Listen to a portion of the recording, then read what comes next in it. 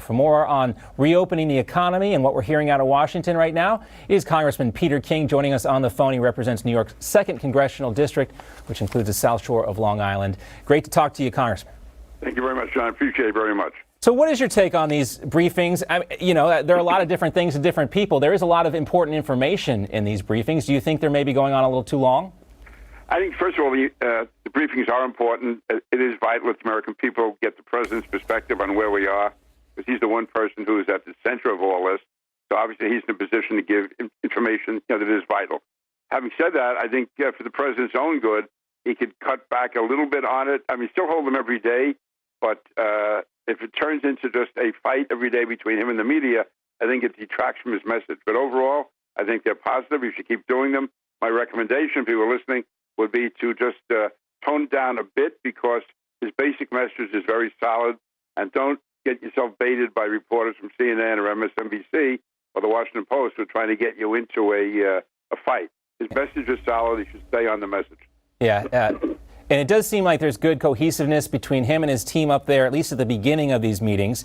Anyway, I don't know who's tuning in for the entirety of the meeting. Some folks are missing out. But let's talk about these plans, Congressman, to reopen the economy. We're two different groups, the one in the Northeast led by Governor Cuomo, the one out on the West Coast led by Gavin Newsom. Do you think this is the best approach for getting the economy back up and running? Yeah, I don't see any reason why the three of them, whether it's the president and the East Coast and the West Coast, have to be at odds. I think it's important for all of them to come up with their proposals and then try to make it work. What's going to work in New York and New Jersey may not work in Mississippi and Alabama. What works in California may not be working in Illinois. But the fact is, I think the president does have a lot of authority. I don't think he has total authority. And generally, you find these things with President Trump. He stakes out a 100% position. Right. But then when you come to the end, he's willing to compromise. So I think working together, they can resolve this. Listen, my district, parts of my district are being decimated. I have a strong Hispanic population, low income, in the places like Central Islip and Brentwood. The numbers, unfortunately, are extremely high, testing positive, and it's only now that testing sites have been put in there, so I expect those numbers to even go higher. So what's happening in my district is not maybe the same as going to be happening in a district in Maine. Well, let's talk a little bit more specifically about what's happening in New York. President Trump also mentioned the fact yesterday that, some of these field hospital units in New York remain practically empty. At the Javits Center, for example, the field hospital there had only 225 patients. So what happened with the response here? This was obviously, rush everything you need to the front lines kind of thing situation here. But we're learning now, I think, in hindsight, how difficult it can be to predict where these resources are needed. Yeah, if anything we've learned from this is that we don't know where it's going to be going. You make the best estimate you can, and I'd rather be safe than sorry. So I think it was important to have that ship there, the USS Comfort. It was important to open the Javits Center. And again, we still may need it. Right now, it looks as if we're not going to need it. But again, there could be a second wave coming in very quickly. We don't know. So I would say that it probably makes sense to keep them there a while longer, but also it should be a signal to the future that no one knows exactly where this virus is going. It changes. And so I give the president tremendous credit for what the federal government has done in New York, both the ship, the Javits Center, and the resources they've sent us. I think it's too early to claim victory because we still have over 600-700 deaths every day in New York. But obviously, there are more people leaving the hospitals now than being admitted to it.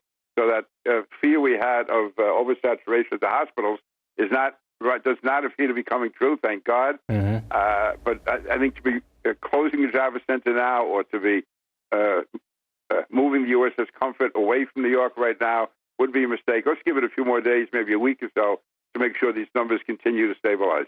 Such an important stat, too, to highlight that more people are being released from the hospital and recovering now than are being admitted to these hospitals. So those badly hit New York hospitals can get some relief. One more topic to talk about with you, Congressman. Senator Cory Booker is unveiling some legislation that would move migrants out of detention centers, ICE migrants out of detention centers during the outbreak. The bill calls for a stop to immigration enforcement against people not deemed a public safety.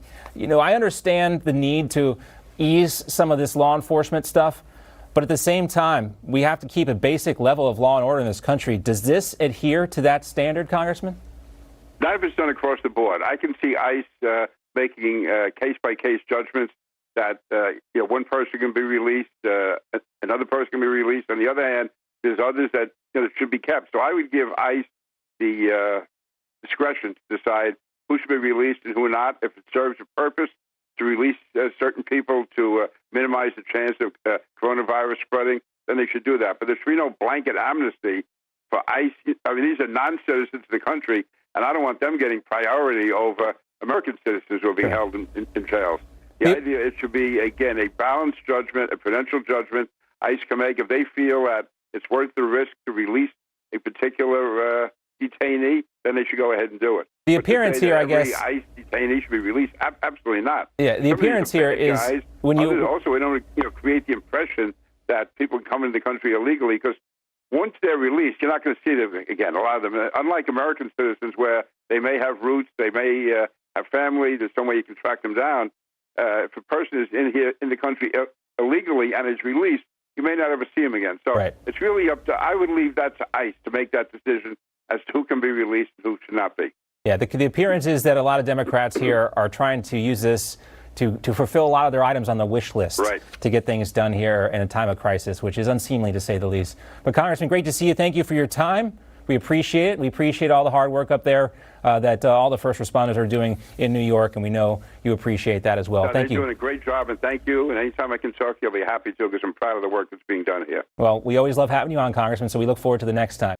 You just watched Newsmax TV, America's fastest growing news channel, now in 65 million homes. Get Newsmax TV on all the major cable systems, or go to newsmaxtv.com and click on the Find Newsmax tab to locate us. Remember, Newsmax TV, we're real news for real people.